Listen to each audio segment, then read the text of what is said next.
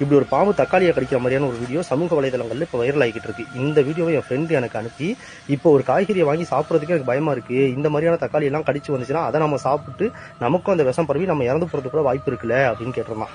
இதுல உண்மை என்னன்னா, கார்னிவோர்னு சொல்லுவோம்ல, ஊனுண்ணிகள் அப்படின்ட்டு, அதுல இந்த சிங்கம் புலி இதெல்லாமே வரும். இந்த சிங்கம் புலி எல்லாம் கூட சில நேரங்கள்ல ஹெர்பியூரா மாறும். அதாவது புல்லை சாப்பிடும், அதோட டைஜஷனுக்காக புல்லெல்லாம் சாப்பிடும்.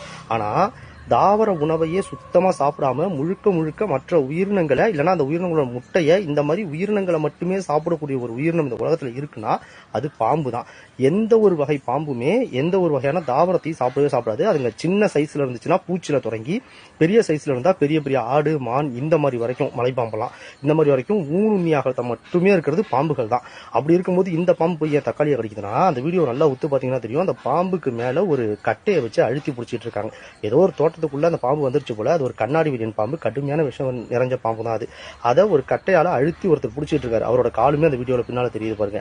அவர் அதை பிடிச்சோடனே எந்த ஒரு பாம்புமே ஒரு இக்கட்டான சூழல்ல சிக்கிச்சு நம்ம தப்பிச்சே ஆகணும் அப்படின்ற ஒரு கட்டாயத்துக்கு கண்டிப்பா கடிக்கும். நீங்க ஒரு பாம்பை மிதிச்சிட்டீங்கன்னா அதனாலதான் கடிபடுறது.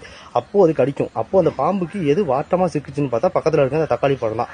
அதனால அந்த தக்காளியை போட்டு அது கடிக்குது. இதை நிறைய பேர் பரப்பிட்டு இருக்காங்க. இன்னும் சொல்ல போனா வாழைப்பழத்தை கூட சாப்பிடாதீங்க, அதுல ஒரு சின்ன ஓட்டம் இருந்துச்சுன்னா கூட சாப்பிடாதீங்க அப்படின்லாம் பரப்புறாங்க. எந்த ஒரு பாம்பு எந்த ஒரு காய்கறியோ பழத்தையோ போய் இப்படி கடிக்கிறது இல்லை.